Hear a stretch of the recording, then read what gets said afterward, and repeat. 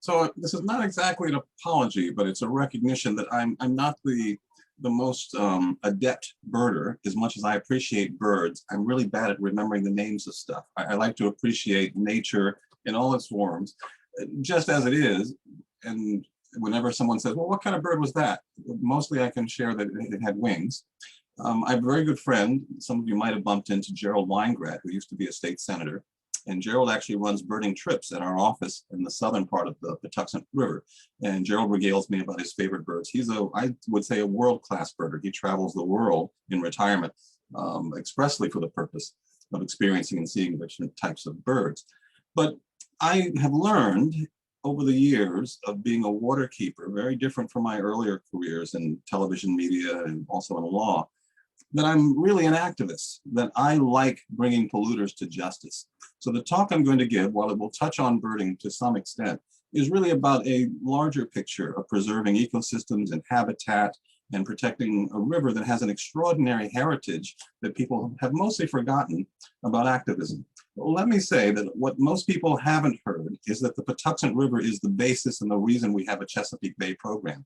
Basically, activists on the Patuxent River started suing the state of Maryland as early as the 1950s and 60s, trying to regulate upstream wastewater treatment plants, including the Howard County growth machinery. In fact, I had open heart surgery a couple of years ago, so I couldn't drive a car for several months. I had a driver, and I decided to take the time, after the 16, 17 years that I've been involved with Riverkeeper, to track down the oldest surviving people who were involved with the original Patuxent lawsuits. So you probably know that the Patuxent River has its own river commission. It's the only river in the state of Maryland that has a river commission. It came about through those lawsuits that citizens filed, mostly from the southern part of the Patuxent corridor. And they drew a very famous judge, known mostly for his work on the Watergate trials, Judge Sirica, who ordered the parties into a Marriottsville nunnery to settle this case. The parties were the state of Maryland and the various counties in Maryland. I was told by the scribe, the guy who took notes at those meetings, that the Howard County people literally had to be driven by state police to the meeting because they had no intention of coming to any place where growth management was going to be discussed. And quite frankly, that's still true today from 40 years later. They don't really want to manage growth. They want to rest on their laurels as far as the rural west of the county, and yet the headwaters of the Patuxent are closely implicated with Howard County. So there's this dichotomy, this paradox of these southern counties, St. Mary's and Charles and Calvert, and the northern reaches of the Patuxent that's been steadily urbanized. There are now 36 wastewater treatment plants on the Patuxent River, and with the high likelihood at the rate we're moving, that there will eventually be even more than that. So the heritage of the Bay movement really came from those charrettes, they called them, where they settled the litigation against the state, and out of that they got a state commission, the only one, and it's an independent commission. It actually has the power under its statute to reach out to the governor and bring up or deal with issues that directly relate to the Patuxent River. But when they tried to memorialize their negotiated settlement in the General Assembly, nobody really cared about the Patuxent except the people who lived and worked and had an electoral base there. They couldn't get much passed on the basis of a single watershed. So at that time, the governor, who was Harry Hughes, who had come to office under the heels of a scandal. His predecessor had gone to jail, and he was trying to restore confidence in government. And he had a brilliant idea, and the brilliant idea was, let's start a Maryland Chesapeake Bay program. Then everybody will vote for this because every river in the state will be connected to this issue. And so the cleanup of the Patuxent actually got diverted into this larger bay movement that absorbs, granted, all kinds of really good and positive things for cleaning up water, but in the 50 years or 40 to 50, somewhere in that range, years since, we haven't succeeded at cleaning up a single watershed in the state, not one. You know, Patuxent was the closest we came because substantial gains were made literally during the years of the Harry Hughes administration. But now the river gets a D-. So with that in mind, let me flip to my PowerPoint with that as background, because you know, I think that's a great story. It's almost like a movie, really. I mean, here you have this river that's incredibly important to the state. It's all in one jurisdiction. We don't have to talk to Virginia. We don't have to talk to any other state to work it out. And yet, we can't find the momentum to actually clean it up. In fact, how are we going to clean up the Chesapeake Bay if we can't clean up even one watershed? So there's the paradox. You know, I put this slide up front only because to me it expresses the joy of water. This young man is from Norway. He actually swims in a fjord. I met him at a wedding I went to in California a couple of years ago, way before pandemic. And I was so delighted that he was having a wonderful time in a pool because he had never seen a pool. He has always swum in a really cold fjord. And I remember as a boy the story of the water babies by Charles Kingsley. You know, these beautiful children who live under the ocean. It's all an imaginary fantasy story. But I threw this guy a waterproof camera and said, take a selfie. And he did. And so, and this I think captures my own sense of connection to water. I've always been fascinated by water since I was a boy. When I lived in Dar es Salaam, I swam in the Indian Ocean in sea storms to have the experience. My parents would have had a freak out had they known. But I wanted to test my mettle against nature. That has always been my nature and my character, to climb mountains, to walk up hills, to try trails, and to swim in waters to see what that's like. You know, that was a heavy experience. That storm that I swam in just kept flinging me across coral up on the beach. And as a boy, I just kept running back in, thinking, I'm going to lick this thing. And the truth is, nature wins in the end. It doesn't quite work that way. That said, I promised you at least a couple of birding anecdotes. This is in front of our office, and this is an eagle floating on an ice floe in front of the office. We have a dock in Nottingham, a little town in southern Prince George's County, 60 feet of depth, deep water, Patuxent, and all kinds of things flow past. And I just couldn't believe this when I saw it one day. It was actually an eagle out there on an ice floe like he was windsurfing, and he was just riding the wave. And I thought this was a pretty amazing thing. And so I wanted to share that with you. This is a nature experiment that failed during COVID because I got very enamored with these birds that were in the hedge outside my house and started tracking them day to day until the final day when I came out. And of course, the eggs were gone. They didn't, you know, that's the thing about nature. You know, the story doesn't always come out exactly the way one had hoped. And, you know, I think I had this kind of futile sense, like, can I get them back? I mean, is it too late? You know, like I said, this didn't quite work out the way I'd hoped. So that said, the Waterkeeper movement, which is vast, there are 350 of us. We are licensed. The title is actually owned as a trademark by an organization that was founded by Robert F. Kennedy Jr., son of the former Attorney General. And so we have waterkeepers all over the planet. I've met most of them because I was once on the board of Waterkeeper Alliance, the group that owns the trademarks and licenses them to various local individualized programs. Each one of these programs has what we call an exclusive jurisdiction. A waterkeeper, you only have one waterkeeper per watershed. As much as they might have a staff and be rather substantial organizations, there has to be one person who's designated under the rules to actually be the spokesperson or the voice of the river. So some years ago, I traveled to Zambia to start a waterkeeper program there because we'd had an application from an organization there. And while we were there, my travel buddy, a guy named Alex Matheson, who was at that time the Hudson Riverkeeper in New York. His father is very well known as Peter Matheson, the author. And Alex and I went to Zambia to meet with these folks who wanted to start a waterkeeper program. And there, Alex, who is a serious birder, looked up this character on the right, who's known as Birding Bob. We found him in the Michelin Guide. We called up this guy, and God knows if he has that's really his name. He struck me as an expatriate who might have been in the Foreign Legion or something. I mean, there's something very dodgy about this guy. But Birding Bob is a guy who apparently goes out into the bush with his iPod and will summon up any kind of bird you want to call up that's native to that area. So we went on trek out there. And you know, I lived in Africa as a boy, but I'm still kind of circumspect on unfamiliar ground, like, you know, what other kind of wildlife is out here that might want to eat us or get a hold of us. Birding Bob whips out his iPod and starts summing up all these amazing birds I'd never seen before. And as I promised you, I don't remember the names of any of them. I have pictures of some of them, but I don't actually remember what they were. But it was an extraordinary experience to see birds that were not at all native to where we're from in North America, and the northeastern seaboard, and to watch Birding Bob do this thing. And I gather from talking to other birders that this whole iPod trick that I was so impressed with is not unusual. Apparently lots of people do that and summon up what Alex would call a bird party, basically, where we would just summon up all kinds of birds, and they would, you know, kind of get into these, I'm gonna call them chat rooms. Anyway, it was quite an extraordinary experience. But while we're in Zambia, and this kind of gets to the heart of the work that we do as activists, this is the Katana Pit in Zambia. Katana Pit is the largest copper mine in the planet.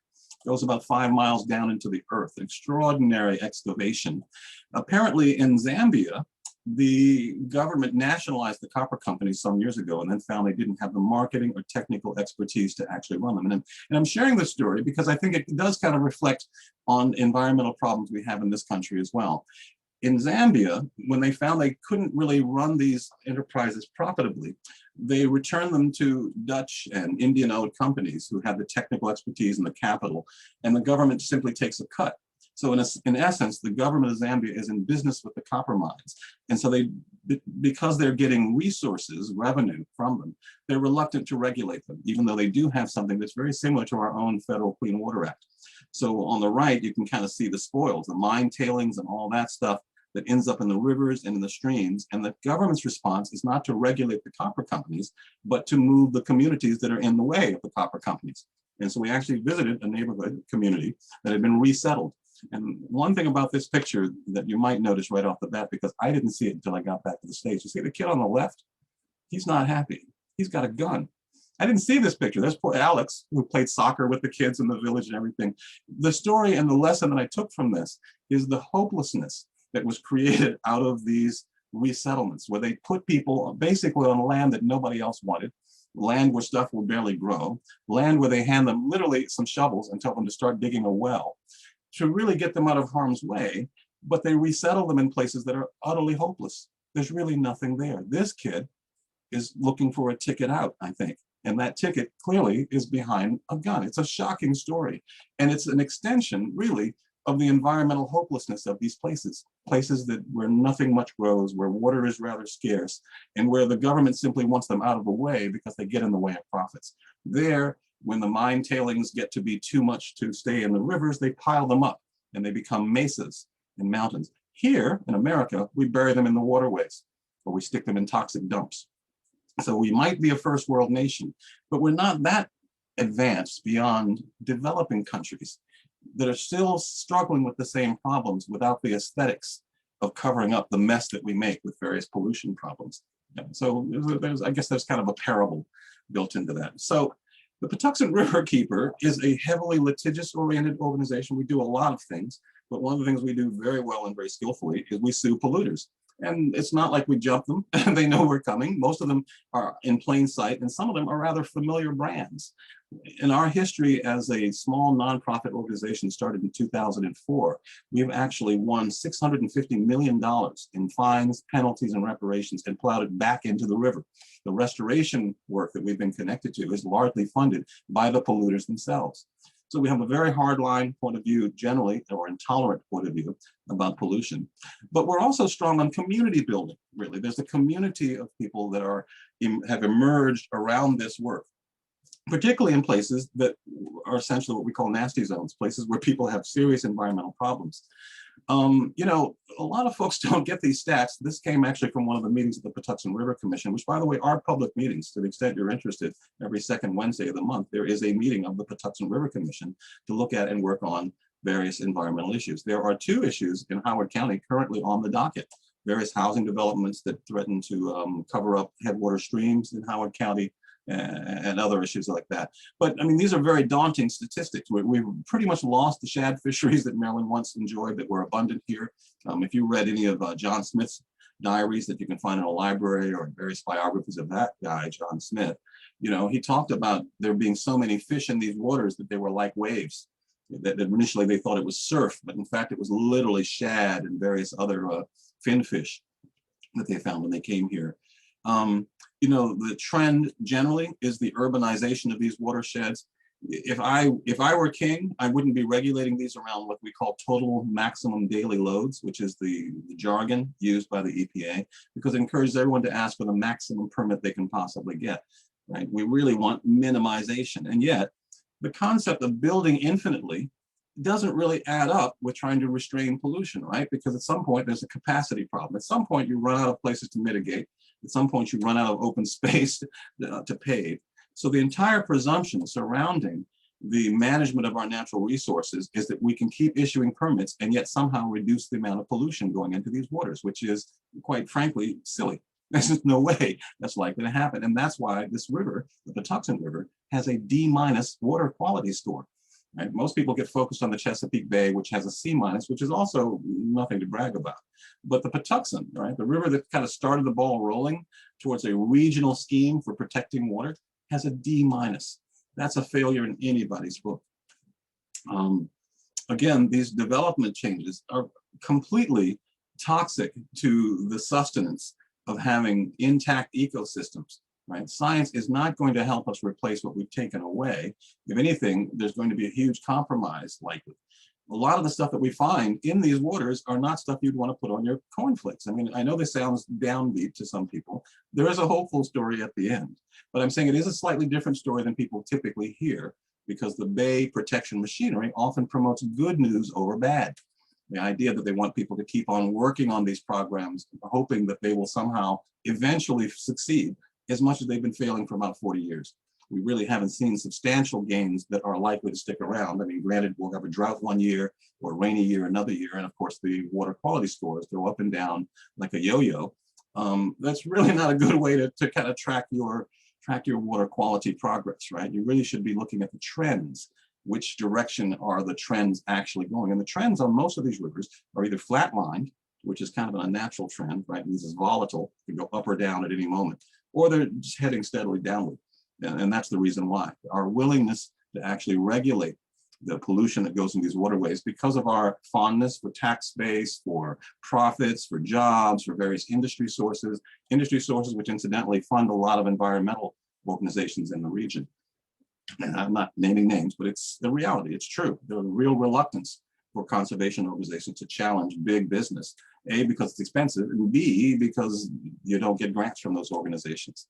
So I'm going to kind of stop with the downbeat news. I mean, but I think you thought you really needed to kind of see the stats. These are state generated statistical information, not Patuxent Riverkeeper negativism by any stretch of the imagination, right? As the population goes up, the sewage effluent in these rivers also goes up. I think I mentioned earlier, there are 36 wastewater treatment plants. There's never a day, we actually monitor these, there's never a day when there's not one at least discharging. We have 4 in Anne Arundel County right now, in Lothian, that have not submitted state or federal reports for over 1.5 years and are actively discharging. 3 weeks ago, in spite of a pandemic, I went with one of our lawyers in wetsuits and swam up a creek, Galloway Creek, where we took samples from the discharge pipe from one of those plants, and it was screamingly high, and there were solid waste matter in that stream. Last week, in part due to our efforts, the EPA has actually stepped in to try to at least figure out what's going on with these 4 plants, all owned by the same company, right? All staffed by the same people, because they're all within a 5-mile radius of each other. And yet they're discharging into the creeks and streams that flood into the Patuxent River, and we have raw waste products flowing out of them. Something's obviously gone awry. But my point here too is that it took citizen vigilance to call attention to it. The usual processes, the systems that are supposed to be protecting the general public and the public health from this stuff wasn't doing a thing, particularly during a pandemic.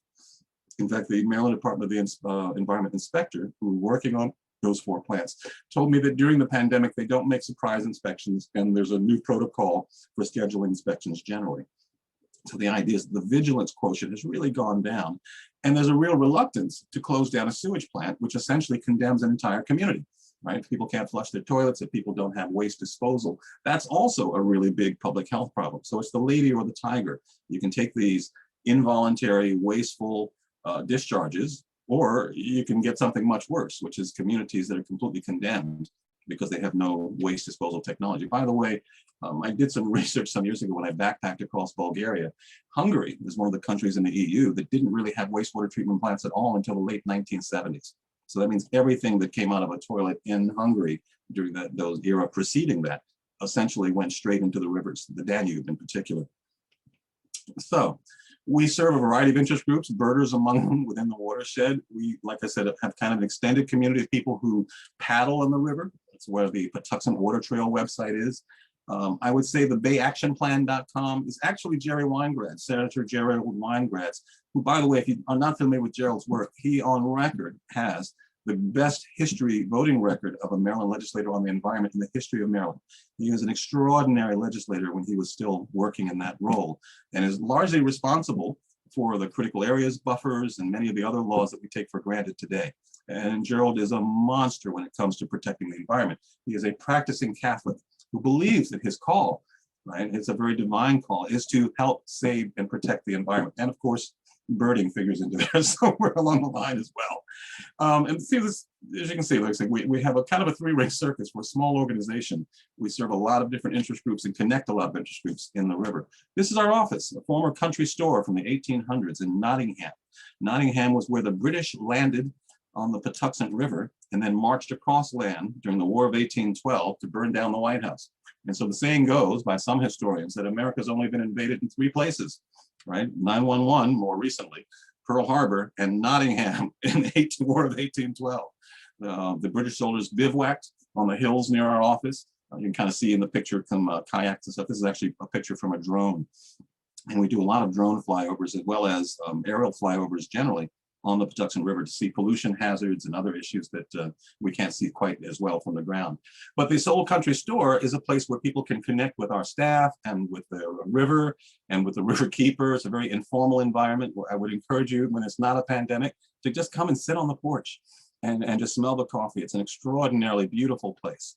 Not just a lot of birds, but a lot of wildlife generally. Very remote, very rural. I would say this would be wildlands, Patuxent River. We're surrounded by public parkland. Maryland National Capital Parks and Planning actually owns the building and leases it to us. But there's also a state park, Merkel State Sanctuary, which is I think a birding sanctuary actually, geese actually in Merkel Sanctuary. And the sanctuary stretches to both sides of the river. Our bank, as well as the opposing bank in Calvert County, is also a part of the Merkel birding sanctuary. At our office, it's like I said, I guess calling it a three-ring circus probably doesn't really do it justice. We have concerts and we have teach-ins and we have tons of scouts and others who come out and help us maintain the place. And we have a strong involvement from Indigenous and Native Americans in Southern Maryland who hold various ceremonies on the dock. In fact, during the pandemic, our office is actually a residence for a caretaker, and the caretaker is the woman with the drum on the bottom left. That's Rabia Noor, who was a Kanoi medicine woman who has been collecting plants and other stuff during the pandemic along the river, and very soulfully and very joyously has connected herself to the surrounding ecology there. We hold lots of events and other things to convene people, but a part of our role in building a community is literally to create convening opportunities for people to learn more about not only the watershed, but to connect various people who wouldn't ordinarily be in the same place. I would say we are very diverse, both ethnically, intellectually, and in many other respects, very diverse organization. Everyone is welcome. If you're not familiar with the culture of Southern Patuxent, you know there's the Patuxent Wade-In. Senator Fowler, the guy with the cowboy hat and the American flag, of course, Steny Hoyer, his good buddy. And every year for the last 30 years, pretty much, they have been doing on the second Sunday of every June, what they call the Patuxent Wade-In. And Bernie is 96, still does these wade-ins all over the Chesapeake Bay. Other rivers have copied the wade-ins that started on the Patuxent. Wade-ins, if you're like me, were present for the 60s, or kind of like a happening. People come, usually en masse, and they hold hands and stride into the surf until they can no longer see their tennis shoes.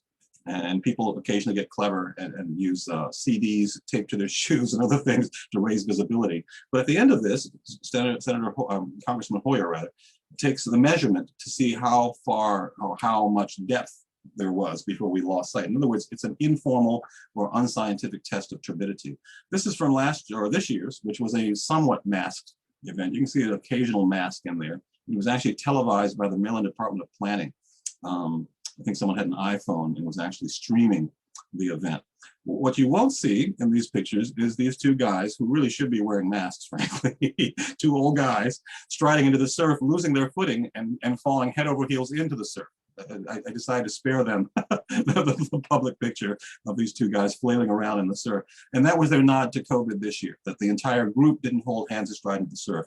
It was the two most senior, I'm being facetious here, but the two most senior, most vulnerable guys who actually strode into the surf this year. Apparently to no ill effects whatsoever. But I would say we're in a wonderland down in Nottingham, and we'd love to see more of this up and down the river. The osprey nests that are put out by Patuxent River Park, heron, cormorants, various other, you saw the eagle earlier. It's a bird party. essentially, and a pretty vast and very wild place. Other local wildlife, this is Rabia, the medicine woman, took some pictures and has made friends with most of the snakes on the place. I'm not much of a snake guy, to be honest with you. I give them a pretty wide berth, but she's literally made friends with just about every living creature that you can find out there. This bird on the left is obviously a fake bird. This is the Paper Hand Puppet Intervention Theater. This past summer, we collaborated with this group in North Carolina, and it produced a series of 6 online educational videos about various environmental themes, art in nature, benthic organisms, and they're really designed for school kids. And so the Paper Hand Puppet Theater supplied us with literally animal puppets. And if you're interested in seeing the shows, they're free. We crowdfunded in order to produce these, and they're quite extraordinary for free. You can download them. So send us an email. We'll be glad to send you to the website where you can download these if you have kids who are stuck at home who are, not doing studies but want some exposure to nature. There's a whole plot stream that goes along with this. Original music, drone footage, puppets. It's an extraordinary thing. I mean, all 6 of these videos we're very, very, very proud of. The first day of shooting, and this was done in August of this past year, and it was a masked shoot for the most part. The people who were wearing the puppets were, of course, those were their masks. But the first day of shooting, the drone guy flew the drone right into the river. We were just standing there with our mouths agape. We were filming, roll tape. The drone goes up, zip, zip, flies into the river, and then the drone guy jumps in the river afterwards, right after us. So we have all this footage of this poor guy diving, bobbing for his drone, which he retrieved. We were able to save the footage, but not the $2,000 drone. So best laid plans there. Also on the river, I'd hate for people to think that all we do is sue, but we also, like I said, have a community, an army of people who work up and down the Patuxent, maintaining the Patuxent Water Trail. And this is for a very particular reason. We don't want the water trail to be owned by anyone. It is a public resource, one that is not a franchise, that people should be able to connect to their river without having to necessarily pay a fee or ask for permission. And we have a fleet of kayaks, and we basically have people on the river during the summer months who are clearing snags, putting up signs, maintaining campsites, establishing campsites, doing all sorts of work that needs to be done in order to protect a freestanding water trail. And much of what they do and apply, I learned from the Potomac Appalachian Trail Club, where I've been a trail maintainer for close to 22 years. And so this is a water trail as opposed to a land trail that we maintain. I mentioned to you earlier, Lothian. This is kind of a little map that gives you a feel for where these wastewater plants are. They're all out of compliance right now. They're all flushing all kinds of crazy stuff into the river, and we're trying to get them regulated. We also have the citizens of Lothian who have too many trucks, that essentially it's become an industrialized zone over the last 30 years, and residents have had just about enough. What we found, we did a health study in partnership with the University of Maryland, and found that there are 22 separate toxic sites in this locale. Some of them haven't had permits for years. They're just operating on a wish and a prayer. At least one of them has a special exception that hasn't been reviewed or looked at since 1968. And so we feel there's time for some relief for people who live literally in terror of Mack trucks endlessly roaring down the road in their rural country neighborhood on a scenic historic road. Actually, the road is Sands Road, if you're generally familiar. I'm going to guess that the guy on this call from Bowie knows precisely where this is. As I mentioned, we use drones. This is one of our board members, Hank Cole, Dr. Hank Cole on the left, wearing his virtual drone apparatus, which allows him to see what the operator is actually controlling on the drone itself. The guy on the right is Brent Walls, who is the Upper Potomac Riverkeeper, who has become a drone nerd. He actually has several drones, and he gets loaned out around the region to various water keepers to do drone flyovers. Incidentally, in Lothian, we found at least one facility that has jamming that will not allow drones to fly over, which also raises some flags. This special exception that hasn't been renewed since 1968, and yet they have gone to the expense to jam aerial surveys so that you can't see what's going on that site. That raises some questions for us. PFAS and PFOS, toxic contamination in the river, which does very much potentially threaten commercial watermen of the South, is an unanswered question. There's not been enough studying done in order to really deal with the implications of this stuff in Patuxent seafood. But PFAS and PFOS are known as forever chemicals, like various electrical insulator chemicals. What I'm thinking of, the ones that GE made that are now completely outlawed. But we're not going to get rid of PFAS and PFOS, and yet it is in the food stream. We don't quite know what to do with it, and the state and the feds have been literally dragging their feet. How much of this stuff do you want in your cornflakes, right? Maglev, the Maglev project, the high-speed electrical magnetic rail, is a project that specifically threatens the Patuxent. Actually, it would run from Washington, D.C. to Baltimore, right through the Patuxent Research Refuge. It has at least some political support.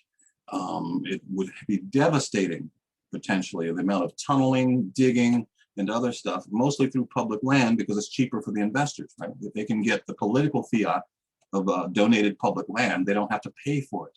And so we are opponents at Patuxent Riverkeeper of Maglev, because it does put an undue burden, not just on the Patuxent River, but some of the antipathy comes from Prince George's County, which would be really kind of shredded and ripped up by it. But there are no stops whatsoever. There's absolutely no benefit to Prince George's County, or for that matter, to the watershed, actually. And there's some doubt that this would be anything other than an amenity for the wealthy. The organizers of Maglev have said that it will cost somewhere above $150 for a trip. You have to drive to DC. It only stops at one place between DC and Baltimore, and that's the airport. And it's a multi-billion-dollar project that brings very, very little to the ecosystems that rely on clean water, clean air, and unspoiled land. Almost at the end here, we have run at various times water testing and water monitoring programs on the Patuxent River. The one that we're just about to open the doors on, we've closed down some of the other ones because we've had difficulty supplying regular citizens with equipment that they could use to get reliable testing. And so we've had to refine at various times the bacteria tests and other things. So we do have a lot of water quality information collected over our 17 years. But some people call the Patuxent the most studied river in America. There is about 30 to 50 years of water quality data available from a number of labs on the Patuxent River. And they've all donated that data to us, which has now been added to this website that we're about to unveil, actually in a matter of a couple of weeks, actually. And you'll be able to use a handheld app, and you can check water quality near you, downstream, upstream, wherever. And you can also upload not just water quality data, but complaints and issues that you spot along the river. The whole idea is to raise citizen vigilance, to help the government do its job, to hold feet to the fire. Chalk Point, we've been suing for breakfast ever since I started this work. This year, we were successful in getting them to announce the closure of the coal burners. Chalk Point, the largest coal burning power plant in the state, will no longer be coal burning after June of this year. But next door, actually that's, oh, maybe I don't have that slide. So yeah, the Chalk Point issues do definitely affect the next door town, population 69 people in Eagle Harbor. It affects their water supply, it affects the waters in front of the town. We've done a lot of environmental justice work in Eagle Harbor. The town of Eagle Harbor and its adjacent sandbar called Truman Point were actually slave transshipment sites in the 1800s. The town has a rather interesting history. It was a product of segregation when people of color couldn't go to area beaches in the 1920s. Some folks started their own resort town on the Patuxent River, and it still stands today. Extraordinarily beautiful place, very connected to the river. Across the river would be St. Mary's County. No, actually Calvert. At that point, it's still Calvert. St. Mary's is pretty close. Actually, Chalk Point is at the apex of three counties: Charles, Calvert, and Prince George's. So yeah, you're right, it's Calvert. Calvert's right across the river. Sorry, get the watershed mixed up a little bit. But the thing we don't know is what comes behind this. What comes behind the coal burning? I assume a gas pipeline or something. We just don't know. And so there's more to that. You know, we've worked on issues all over the river, all over the watershed. We work in mobile home courts. This Corinne and Savage is was a casualty. I think we fixed that problem now, of the new sewage pipeline being built that would feed from Columbia to the Howard County-owned sewage plant.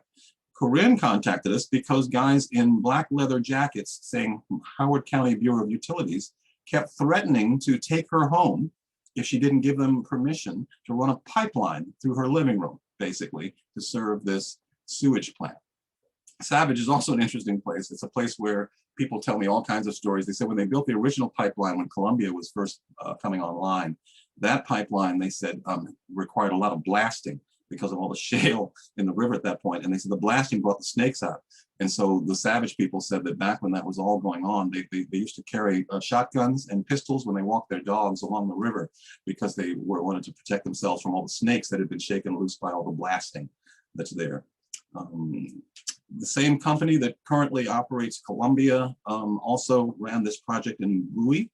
And this guy lost his water supply, the stream in front of his house, because it was diverted in order to make a stormwater management pond for the new mansions across the road. The stream was gone for good.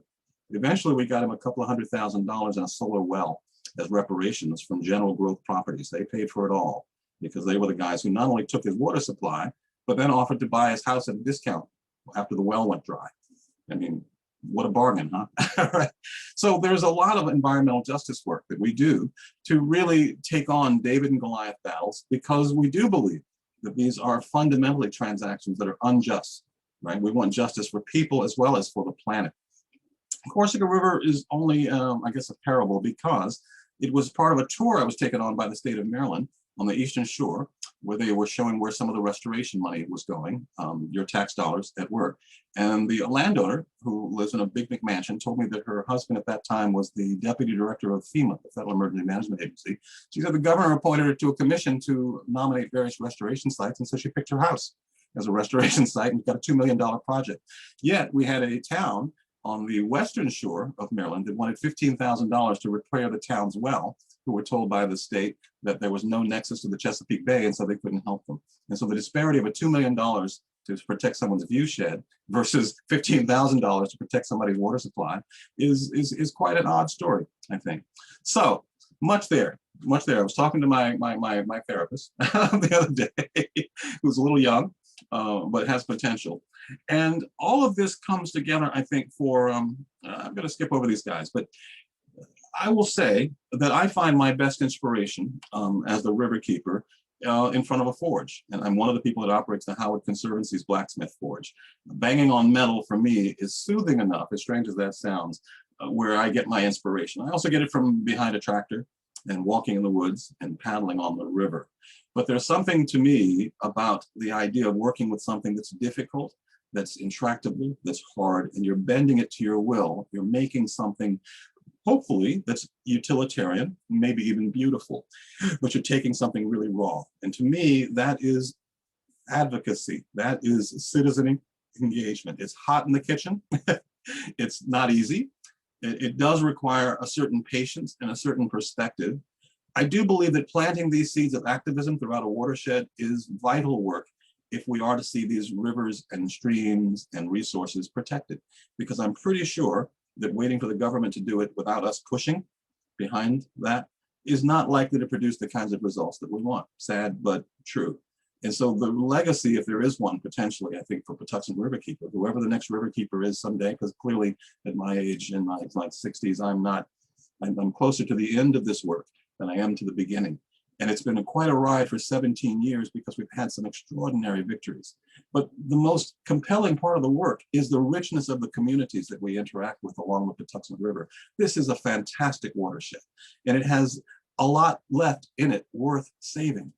And it's work that really does require advocacy, because if you ask nicely and politely for people to say, to protect, pretty please, with a cherry on top, and by the way, can we have a grant too? You're probably, again, not going to see the kinds of results that you want. So there it is. That's the presentation. I hope I didn't lose too much track of time. I always forget that when I turn on the screen share, my clock at the bottom of the screen just